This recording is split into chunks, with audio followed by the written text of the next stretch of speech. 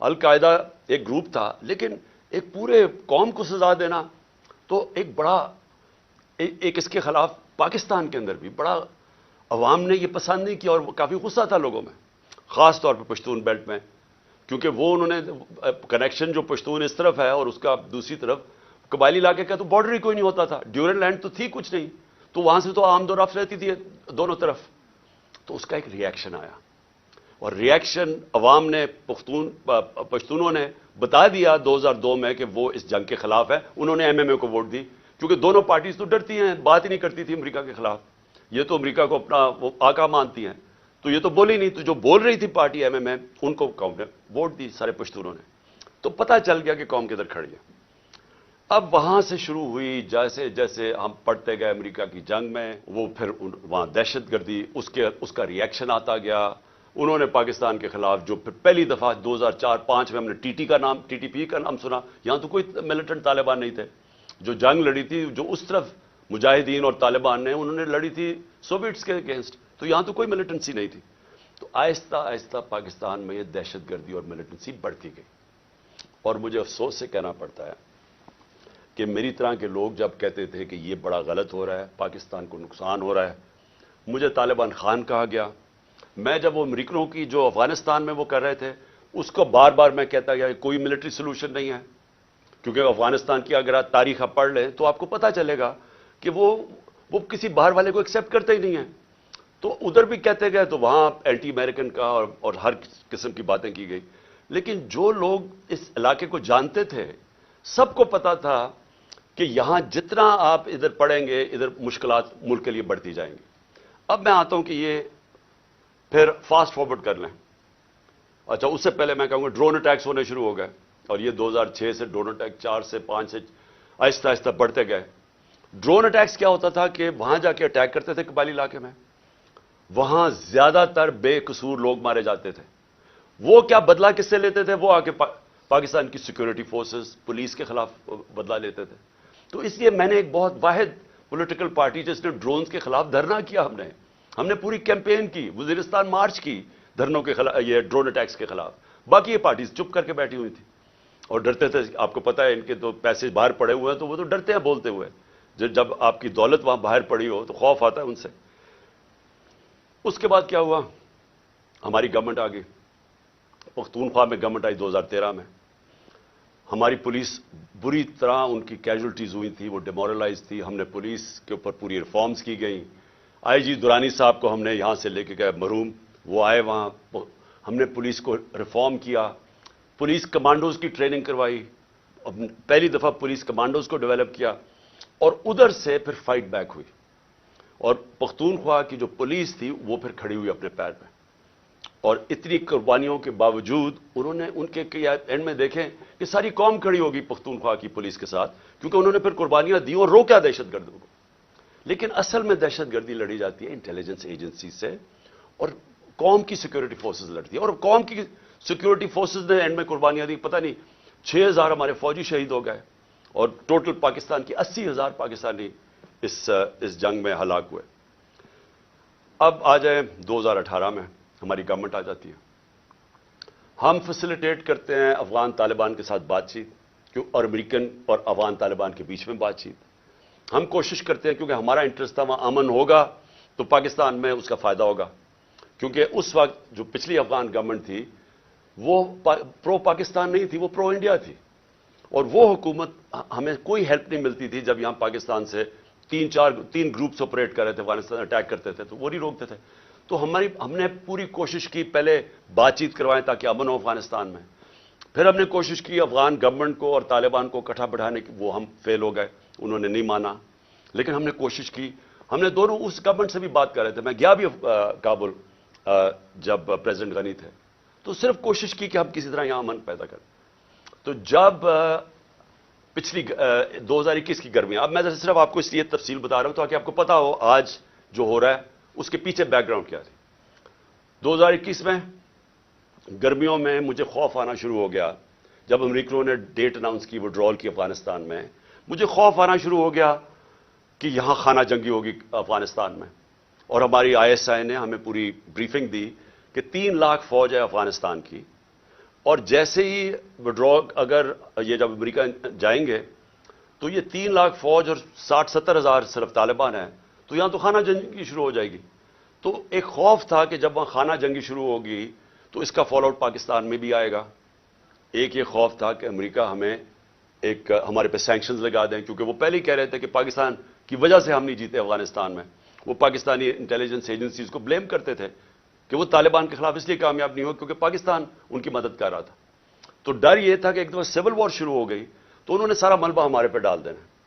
تو ہم تب سے میں پچھلی یعنی 21 کی گرمیوں سے میں آپ میری سٹیٹمنٹس دیکھ لیں، میں کہتا گیا تھا کہ وہ جو 2021 اور 22 کی سردیاں ہیں وہ پاکستان کے لیے سب سے مشکل وقت ہے. اور اس کی ایک وجہ یہ تھی کہ مجھے خوف تھا افغانستان میں کیا ہوگا. میرا جنرل باجوہ سے کوئی اختلافات نہیں تھے، ہم ایک پیج پہ تھے. اس ملک نے بڑا فائدہ ہوا جبکہ پاکستان کی اسٹیبلشمنٹ اور الیکٹڈ گورنمنٹ ایک پیج پہ تھی. اچھے کام ہوئے. کرونا کے اندر دنیا نے ہمارا تسلیم کیا جس طرح ہم نے ڈیل کیا، لیکن سب ایک قوم نے مل کے اس سے لڑا. اس کے بعد ٹڈی بھی تھی، اس کا ایک آیا وہ بھی، اس پہ بھی بڑا ہمیں خوف تھا. تو ہر چیز میں اس وقت ہم اکٹھے چل رہے تھے. اختلاف پہلا یہ ہوا کہ ایکسٹینشن کے بعد جنرل باجوہ نے بار بار ہمیں کہا کہ این آر او کو ان کو این آر او دے دو اور یہ اکاؤنٹیبلٹی سے پیچھے ہٹ جاؤ اور نیب کو چینج کر دو جو اب نیب ہے. یعنی نیب کو لاز کو امینڈ کرنا یہ تب سے شروع ہو گیا تھا کہ جیسے آپ امینڈ کریں گے تو یا پولیٹیکل سٹیبلٹی آ جائے گی. بیسکلی ان کو این آر او دے دو جو ہم نے ریفیوز کر دیا. میں نے میٹنگ بھی تھی ایک ہوئی تھی جس میں میرے سینئر منسٹرز بیٹھے تھے، جنرل باجوہ نے یہ تجویز دی. ہم نے کام نہیں کرتے کیونکہ میں تو آیا پالیٹکس میں 26 سال پہلے تھا رول آف لا کے لیے اور انصاف، اور اگر انصاف نہیں ہوتا تو کرپشن ہوتی ہے. تو دوسرا اختلاف کدھر ہوا؟ دوسرا اختلاف ان سے ہوا جنرل فیض کے اوپر. اب میں آج ساری قوم کے سامنے رکھنا چاہتا ہوں جو حقائق کیا تھے. میرا جنرل فیض کو اس وقت میں سمجھتا تھا کہ کیونکہ 2021-22 کی سردیاں ہمارے لیے بڑی مشکل ہوں گی، میں چاہتا تھا کیونکہ افغانستان کا فال آؤٹ آنا تھا، میں یہ چاہ رہا تھا کہ ان کو یہ سردیوں تک جنرل فیض کو رکھا جائے. کیونکہ اگر سب سے مشکل ٹائم ہے تو جو سب سے ایکسپیرینسڈ آپ کا انٹیلیجنس کا چیف ہے اس کو ہونا چاہیے، آپ کا بیسٹ کھلاڑی ہونا چاہیے. مجھے تب سے خوف تھا دہشت گردی کا. میں نے بار بار جنرل باجوہ سے بھی بات کی، میں نے اپنی کیبنٹ کو بھی بتایا کہ سردیاں ہمارے لیے مشکل ہیں، کیونکہ ایک پوری تاریخ میں دیکھ رہا تھا، مجھے تو پوری بیک گراؤنڈ پتا ہے اس کی. اللہ نے کرم کرنا تھا ایک طرح ہمارے اوپر بھی اور افغانستان کے لوگوں کے اوپر کہ وہ جو امریکن جو ٹرین کیا ہوا تھا افغان فوج اس نے ہتھیار ڈال دیے. پریزیڈنٹ غنی ملک سے چلا گیا افغانستان سے، ایک دم طالبان کی گورنمنٹ آ گئی. کوئی خانہ جنگی سے یہ سارا خطہ بچ گیا. اس نے آپ کو اندازہ نہیں کہ پاکستان کے اوپر کتنا فائدہ ہوا اس کا. اگر خدا نہ خواستہ خانہ جنگی شروع ہو جاتی ہمیں سب سے بڑا نقصان ہونا تھا. اللہ نے کرم کیا، افغانستان کے لوگوں پہ ہمیں بھی بچا لیا. اب اس کے بعد کیا ہوا؟ پاکستان کیونکہ ہم نے دعا کے ڈائلاگز جو امریکن اور طالبان کے تھے ہم نے سب سے زیادہ اس میں پروموٹ کیا، اس کے اندر ہمارا سب سے بڑا کام تھا. تو ایک جو گورنمنٹ سب سے پہلے جس کے سب سے اچھے تعلقات تھے افغانستان میں وہ پاکستان تھا. اور جو دنیا نے اکنالج کیا کہ جو ایویکویشن ہوئی افغانستان میں اس میں پاکستان نے سب سے بڑا رول پلے کیا کیونکہ ہمارے تعلقات اچھے تھے. اور پھر شاہ محمود قریشی کو میں نے وہاں بھیجا، انہوں نے ان سے میٹنگز کی. ہماری کوشش یہ تھی کہ 2500 کلومیٹر کا ہمارا بارڈر ہے افغانستان کے ساتھ. ہمارے تعلقات اچھے ہوں گے تو یہ جو 3 قسم کے دہشت گرد پاکستان میں آپریٹ کر رہے تھے، B L A, T T P اور پھر آئسل، تو ہماری کوشش یہ تھی کہ ہم ان کے ساتھ اگر وہاں سٹیبل گورنمنٹ آ جائے تو پاکستان بچ جاتا ہے دہشت گردی سے. او آئی سی کی منسٹرز کی میٹنگ کروائی غالباً دسمبر میرے خیال میں 2021 میں. افغانستان کو ٹاپک رکھا، دنیا کو بتایا کہ افغانستان کی سٹیبلٹی ضروری ہے، جس پہ ایک ہم نے اپنی وجہ بتائی کہ پاکستان میں دہشت گردی کنٹرول کرنے کے لیے سٹیبل افغانستان ضروری ہے. کانفرنس کروائی. اس کے بعد کیا ہوا کہ اس کے بعد بدقسمتی سے رجیم چینج آ گئی اور ہماری گورنمنٹ کو ہٹایا گیا. جب ہماری گورنمنٹ کو ہٹایا گیا تو اس سے پہلے ہماری میٹنگ ہوئی. میں نے جنرل باجوہ اور آئی ایس آئی چیف تھے، اب مجھے لیکن جنرل باجوہ تھے اور میں نے اور ہم نے بیٹھ کے گفتگو کی کہ اب جب اپنی افغانستان میں ایک پرو پاکستان گورنمنٹ ہے، یعنی اینٹی نہیں ہے کیونکہ غنی ایڈمنسٹریشن تو پاکستان کے خلاف تھی، جب وہ آ گئی ہے تو ہمیں کوشش کرنا چاہیے. اب جب طالبان انہوں نے بھی کہہ دیا کہ اب ہم ان کو واپس بھیجنے لگے ہیں, اب 30 سے 40 ہزار طالبان فائٹرز اور ان کی فیملی افغانستان میں تھی.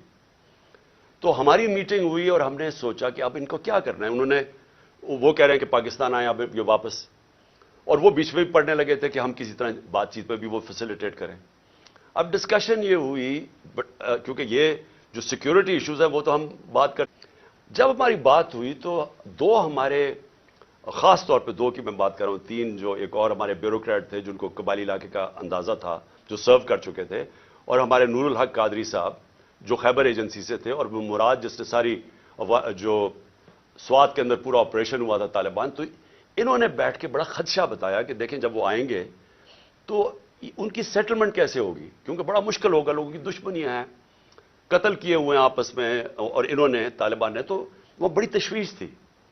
تو یہ فیصلہ کیا گیا کہ ہمارے جو قبائلی علاقے کے MNAs اور وہ بیٹھ کے ہماری سیکیورٹی فورسز فیصلہ کریں گی کہ ان کو ریہیبلیٹیٹ کیسے کرنا ہے. یہ بھی سوچا کہ ان کے لیے پیسے خرچ کریں گے, کیونکہ دو ہی ہے نا, یا ہم ان کو مار دیں ساروں کو کھڑا کر کے, اور یا پھر ان کو سیٹل کریں اور ان سے کوئی اگریمنٹ کریں. یہ اس کے علاوہ تو تیسرا کچھ نہیں تھا. تو ہم نے ان سے یہ بات ہوئی, اور وہ بدقسمتی سے بات آگے بڑھی نہیں, کیونکہ اور چیزیں آ گئیں, اور آپ سب جانتے ہیں رجیم چینج کے اندر اور چیزیں آ گئیں. اس کے بعد ہماری گورنمنٹ چلی گئی. 2022 کی جون کے اندر ملاکنڈ کے اندر مسئلہ آ گیا سوات کے اندر. ایک دم طالبان کی وہاں کوئی آیا اور وہ عوام کھڑی ہو گئی, ان کو بڑا کہ پھر سے وہی حال ہونے لگا جو کہ پہلے تھا, جدھر سوات کے لوگوں نے بڑی مشکل وقت گزارا. تو تب تشویش ہوئی, اور میں نے جون کے اندر پھر میٹنگ کی اپنے پختونخوا کے MNAs اور MPs کے ساتھ. KP ہاؤس کے اندر اسلام آباد میں میٹنگ کی, اور ان کو سب خدشہ تھا کہ یہ ایک نیا فینومینا پھر آ رہا ہے, یہ جو طالبان آ رہے ہیں وہاں سوات کے اندر جو ہو رہا ہے, اور پھر لیٹرز لوگوں کو آنے شروع ہو گیا کہ پیسے کے, اور پھر ہمارا ایک MP تھا اس کو گولیاں لگیں وہاں دیر کے اندر. تو سب سے میٹنگ ہوئی اور ان کو خوف تھا کہ یہ ہو کیا رہا ہے. اور پھر ہم نے, کیونکہ ہماری گورنمنٹ تھی KP میں, ہم نے انہیں کہا کہ آپ بات کریں وہاں کے کور کمانڈر سے اور کوئی اگریمنٹ کریں کہ یہ کیا ہو رہا ہے, یہ فینومینا کیا ہے, کیونکہ سمجھ نہیں آ رہی تھی. لیکن اس گورنمنٹ نے کوئی ان کو سمجھ نہیں تھی کرنا کیا ہے, نہ ہی ان کی کوئی توجہ تھی وہاں. انہوں نے جب جون میں وہاں سے خدشہ ہوا کہ یہ ہو رہا ہے, یہ کیا فینومینا ہے, کیونکہ بارڈر تو گورنمنٹ کے ہاتھ میں نہیں ہے پختونخوا کے, تو ان کے اندر کوئی کسی کو نہ سمجھ تھی نہ کسی کا انٹرسٹ تھا. عجیب عجیب سی ان کی مزاحیہ اسٹیٹمنٹس آئیں, اور وہ ایشو وہیں کا وہیں رہ گیا.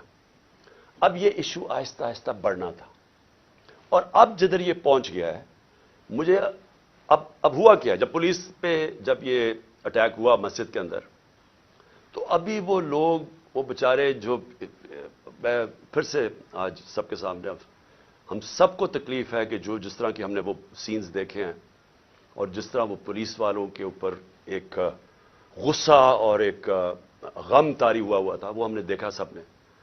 تو سوال ابھی یہ پوچھا جائے کہ گورنر KP نے ابھی تو لوگوں قبروں میں دفن بھی نہیں کیا, ابھی تو لوگ تکلیف میں ہیں, ابھی تو انالیسس ہی نہیں ہوا کہ یہ ہوا کیا ہے.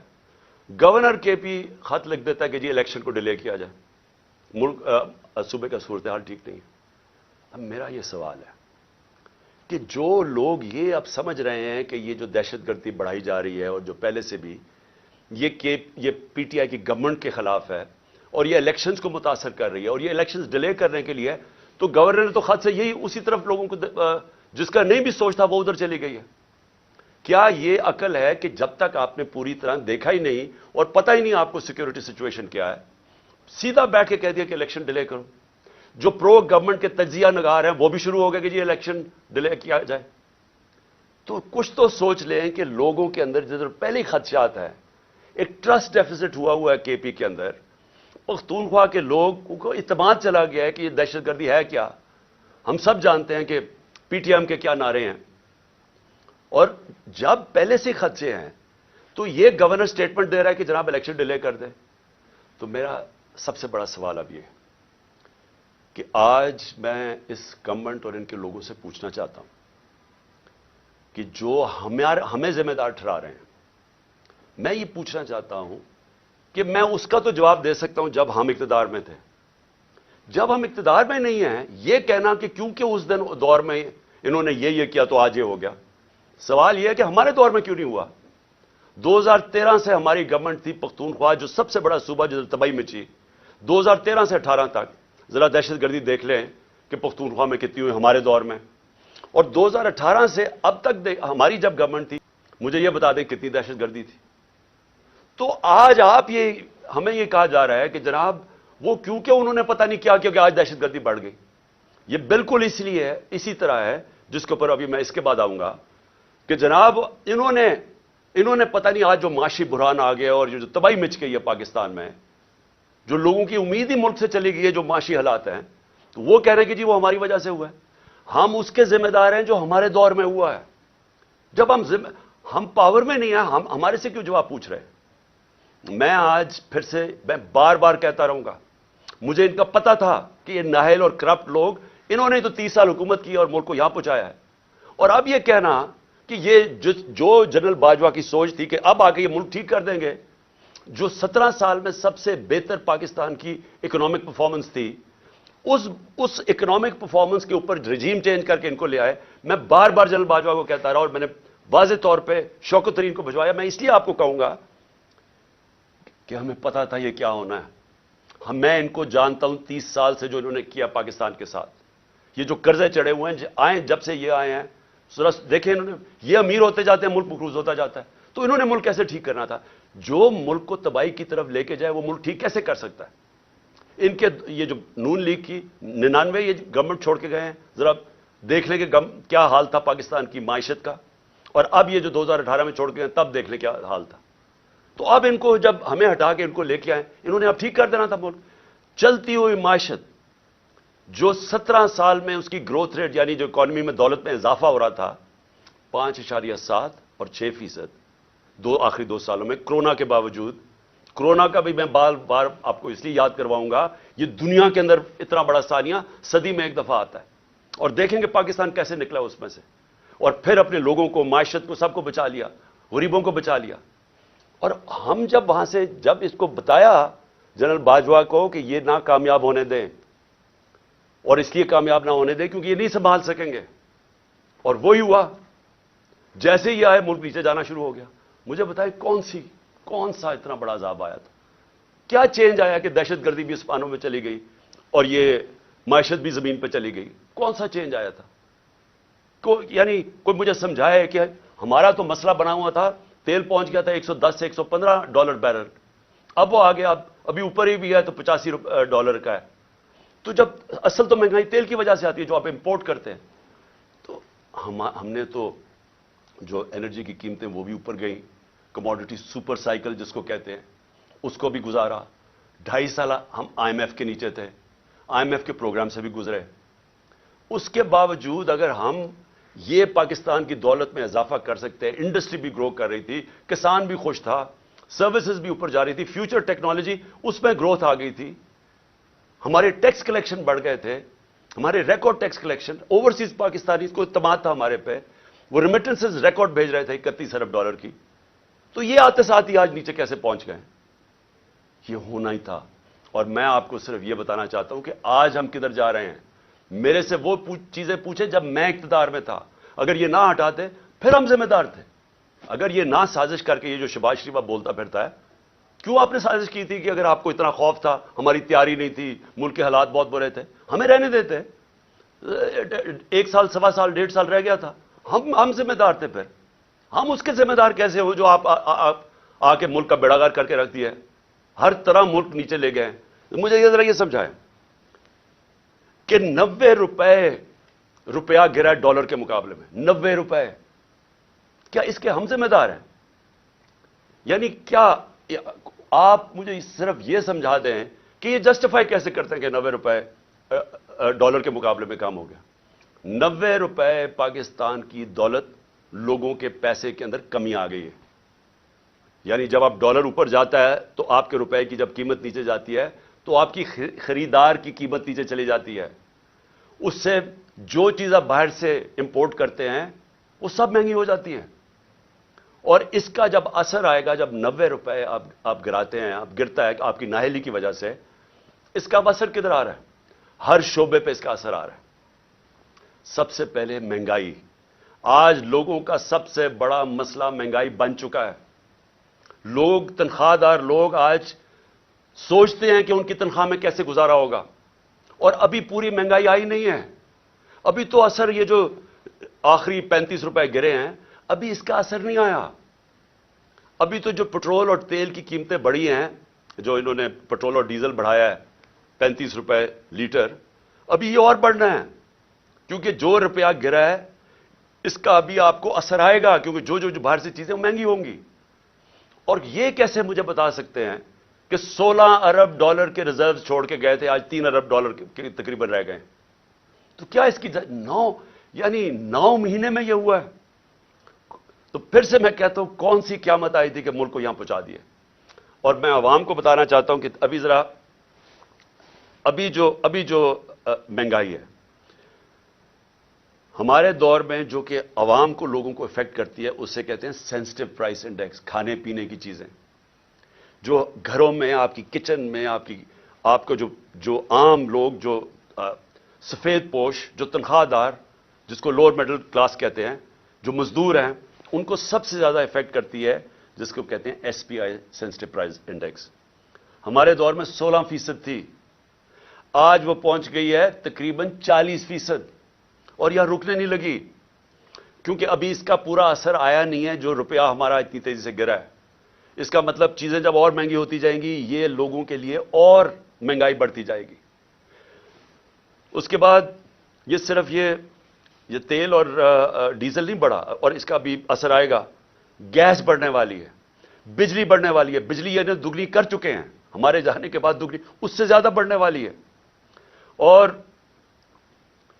جو ہمارے قرضے ہیں، 9 مہینے میں ہمارے قرضے کتنے بڑھے ہیں؟ 10,000 ارب روپیہ، 10 ٹریلین روپے ہمارے قرضے بڑھ چکے ہیں جب سے یہ آئے. اور انہوں نے کیا کیا؟ ایک کارنامہ کیا، اپنے سارے کرپشن کے کیسز ختم کر دیے. عوام کا انہوں نے جو حال کیا وہ آپ سب کے سامنے ہے. عوام کو دھکیل دیا ادھر جدھر 8 لاکھ ہمارے پروفیشنلز ملک چھوڑ کے چلے گئے ہیں، امید کھو بیٹھے ہیں. عوام ادھر پسی ہوئی ہے، اور انہوں نے 1100 ارب روپے کے اپنے کرپشن کیس ختم کیے. ان کو نہ فکر تھی دہشت گردی کی، نہ انہوں نے اس کے اوپر ٹائم لگایا. معیشت کی ان کو سمجھ نہیں تھی، اور یہ جو ان کی نااہلی تھی وہ سامنے آ گئی ہے. اور اپنا صرف جدر کامیابی سے جس کام کے لیے آئے تھے، اپنے سارے کرپشن کے کیس ختم کر دیے، جس کو ہم NRO2 کہتے ہیں. جو ملک سے ایک غداری کی تھی جنرل مشرف نے، جب ان کی چوروں کی بڑی چوری معاف کی تھی 2008 میں، اور ایک یہ دوسری جنرل باجوہ نے یہ جو ان کو NRO2 دیا ہے، یہ سب سے بڑی غداری ہے کہ آج دروازے کھول دیے ہیں بڑی چوری کے، وائٹ کالر کرائم کے دروازے کھول دیے ہیں، کیونکہ نیب تو انہوں نے ختم کر دی ہے، FIA ختم کر دی ہے. ان کا صرف کام ہے سیاسی انتقام لینا. اور میں جو تیسری آج چیز بات کرنا چاہتا ہوں، 3 چیزوں پہ میں نے آج بات کرنی تھی. پہلے دہشت گردی پہ کہ وہ ہمیں ذمہ دار ٹھہرا رہے ہیں، اور دوسرا یہ معیشت پہ، وہ نیچے گئے، وہ ہمیں ذمہ دار ٹھہرا رہے ہیں. نہیں اتنی سازش کرنی تھی، اگر نئی کیپبلٹی تھی تو نہ کرتے. تو آج آ کے آپ اپنی چوری معاف کروا لیں، لیکن جو سارا ملک نے تباہی کیا وہ ہمارے پہ ڈال دیں. جو تیسری چیز ہے وہ اسی وجہ سے وہ ہے الیکشنز. اب میں یہ بتاؤں کہ ہماری پنجاب اور پختونخوا میں حکومتیں تھیں، 66% پاکستان ہمارے نیچے تھا. ہم نے پہلی دفعہ اس ملک کی تاریخ میں اپنی 2 گورنمنٹس کو ڈیزالو کیا، اپنی گورنمنٹس چھوڑی. ہم نے کیوں چھوڑی؟ اب ہمیں کوئی ضرورت نہیں تھی، کسی نے بندوق نہیں رکھی تھی ہماری گورنمنٹ کرانے کے لیے. ہم نے اس لیے چھوڑی کیونکہ ہم سب کو خوف آ رہا ہے پاکستان کا، یہ جو تباہی کی طرف یہ لے کے جا رہے ہیں. اور مجھے خوف ہے کہ آگے اور ہم نے کتنا نیچے جانا ہے. IMF مل بھی گئی تو وہ بھی کینسر کا علاج ڈسپلن سے ہوگا. خوف یہ تھا کہ اگر یہ زیادہ، اور ان کا کوئی الیکشن کروانے کا سوچ نہیں. یہ بھی واضح ہو جانا چاہیے کہ اتنی جلدی انہوں نے پشاور کے ثانیہ کو استعمال کیا ہے کہ کس طرح الیکشن ڈیلے ہو جائے. ان کا الیکشن اس سال کروانے کا بھی نہیں تھا پلان، یہ آگے لے کے جانا چاہتے ہیں. اور ان کی پوری کوشش یہ ہے کہ کسی نہ کسی طرح یہ تب الیکشن کروائیں جب یہ سمجھیں کہ تحریک انصاف ختم ہو چکی ہے. یہ ان کا پلان ہے. اور ہم نے اس لیے یہ الیکشن کا فیصلہ کیا اور ہم نے یہ سوچا کہ کس طرح ہم الیکشن کروا سکتے ہیں. ہم نے کہا اپنی گورنمنٹ سے نکل جاتے ہیں اور ہم نے آئین کو سامنے رکھتے ہوئے یہ فیصلہ کیا. آئین کے اندر بڑا واضح ہے, اس میں کوئی ابہام نہیں ہے, کوئی بھی اس کے خلاف نہیں جا سکتا. آرٹیکل 105 آئین کا واضح طور پہ کہتا ہے کہ جب اسمبلیز ڈیزالو ہوں گی تو 90 دن اور اس سے کم میں الیکشن ہوگا. کوئی ifs and buts نہیں ہے اس میں. یہ ہم نے قربانی اس لیے دی کہ ہم سے سمجھتے تھے کہ یہاں ایک ہی طریقہ ہے کہ ایک دفعہ پنجاب اور پختونخوا میں الیکشن ہو گیا تو مجبوراً 66% پاکستان میں الیکشن ہوگا, مطلب سارے ملک میں ہو جائے گا. تو ہم نے تو اس لیے دی. اب یہ اس سے بھاگ رہے ہیں, سب مل کے اب کوشش کر رہے ہیں کہ کسی نہ کسی طرح اس سے باہر نکلیں. اب میں سارے پاکستانی کو بتانا چاہتا ہوں, اپنی ساری لیگل کمیونٹی کو بتانا چاہتا ہوں, اپنے وکلا اور اپنی عدلیہ کو بتانا چاہتا ہوں کہ جتنا بڑا یہ نقصان پہنچے گا اگر یہ کامیاب ہوگا 90 ڈیز سے آگے لے جانے کی, یہ وہی ہوگا لینڈ مارک جو کہ ایک دفعہ جسٹس منیر نے اس ملک کے اندر رول آف لا کو ختم کر کے ڈاکٹرن آف نیسیسٹی لے کے آئے تھے. وہ کوئی نہیں بھولا آج تک. کوئی وجہ نہیں ہے کہ 90 ڈیز سے آگے لے کے جائیں. یہ کہیں گے کہ جی وہ ہو دہشت گردی ہو گئی. 2013 میں دہشت گردی نہیں تھی, 2008 میں دہشت گردی نہیں تھی, تو اب کیوں نہیں الیکشن آگے کیے؟ اور پھر اور یہ یاد رکھیں کہ 2008 کے اندر الیکشن اس لیے آگے کیے گئے تھے کیونکہ وہاں ایک ڈیموکریٹک سیٹ اپ نہیں تھا, جنرل مشرف کی گورنمنٹ تھی, اس لیے الیکشنز کو آگے کیا گیا تھا. تو یہ جو پلان کر رہے ہیں کہ جی کسی طرح اس کی آڑ لے کے دہشت گردی کی الیکشن آگے کریں گے, اس سے بڑا ظلم اس ملک میں نہیں ہوگا, کیونکہ اس کا مطلب کہ وہ سیٹ اپ صرف اس لیے رہ جائے گا, وہ ڈرا صرف ایک راستے میں ہے کہ کہیں عمران خان اور پی ٹی آئی نہ جیت جائے.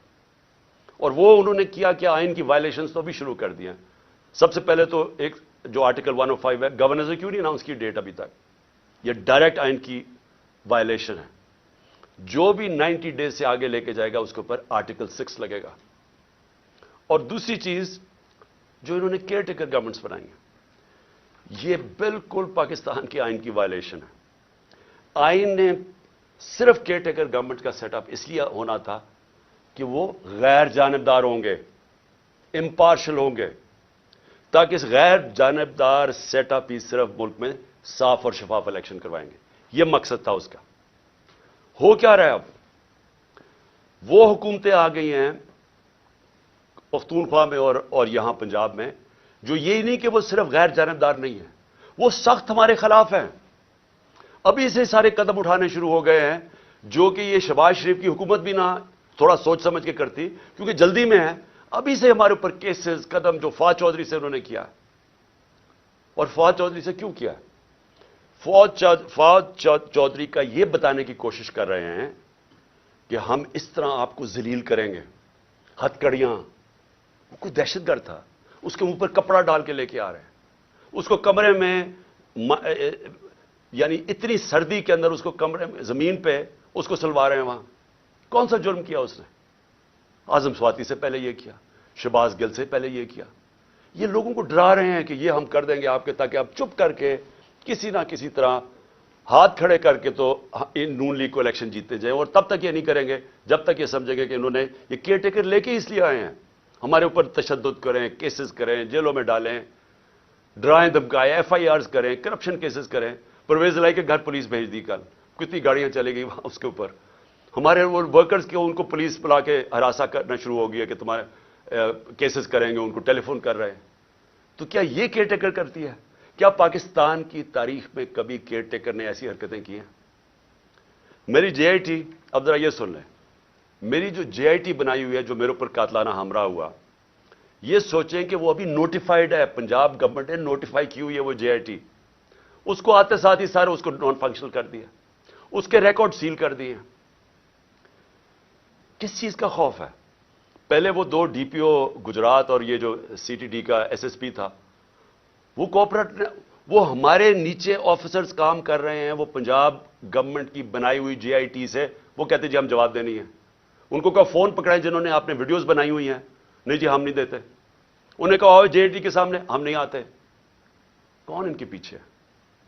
کون اتنا طاقتور ہے کہ پنجاب پولیس اتنی کانفیڈنٹ ہو جائے, اتنا اس کو اعتماد ہو کہ ان کے پاس کوئی طاقتور ان کے فورسز ہیں کہ ایکس پرائم منسٹر بڑی پارٹی کا ہیڈ اپنی FIR نہ کٹوا سکے اپنے صوبے میں.